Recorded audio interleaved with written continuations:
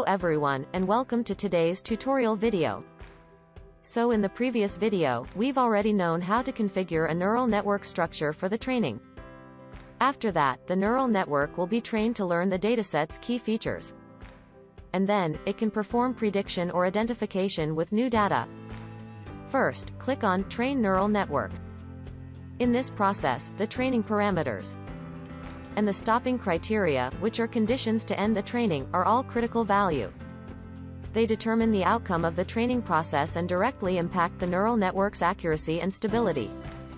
In which the stopping criteria contain the following parameters. Max fails is the maximum number of failures when the training goal is not achieved. ANHub allows repeating the training process until the number of unsuccessful attempts exceeds this value.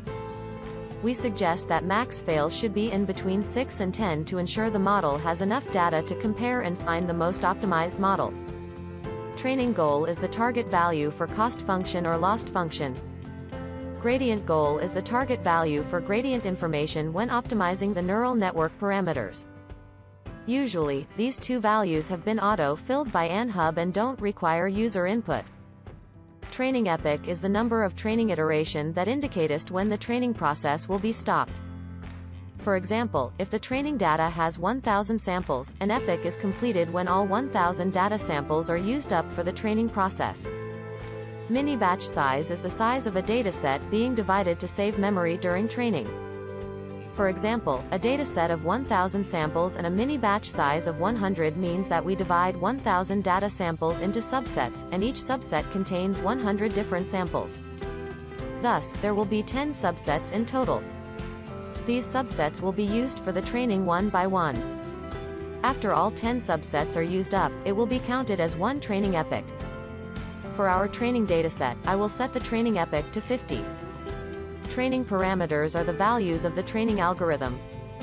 Each training algorithm comes with a different training parameter.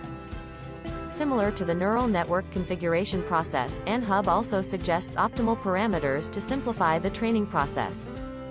Or users can modify them. The training process will stop when one of the following conditions is met. First, the max fails is reached. Second, the training goal and gradient goal are reached. Third, the training epoch is reached. During the training process, the training dataset is divided into three subsets, which are the training dataset, evaluation dataset, and test dataset, according to the ratio defined in Step 2. For example, the training ratio is 75%, meaning that the training dataset takes up 75% of the input data. The evaluation dataset and test dataset will take the remaining 25% proportionally. The training dataset is used to train the neural network model. Test dataset is used to preliminary assess the accuracy of the model. The evaluation dataset is used for the system to check the model's stability to avoid overfitting. The overfitting issue happens when the trained neural network works well with the training dataset but fails to predict the outputs of the new dataset. Therefore, ANHub uses two techniques during the training process to avoid the overfitting issue, which is early stopping and Bayesian regularization. Depending on training algorithms, one of these methods will be activated. For the early stopping technique, ANHub will use the evaluation dataset to determine the stopping location area when the validation performance starts to go up. For the Bayesian regularization technique, ANHub uses a special regularization algorithm to avoid overfitting issues. Therefore, ANHub does not need an evaluation dataset. So this technique is very suitable if you have a small training dataset. After adjusting the training parameters, click on Train Neural Network to start the training process. ANHub allows you to repeat this training process until max fails is reached. Then ANHub will find the optimal location of the whole training process.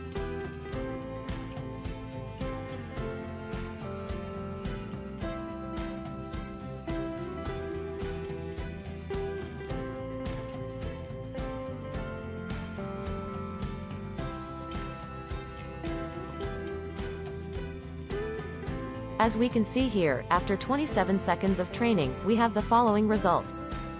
At the sixth fail, epoch 50 is the stopping location as well as the optimal point.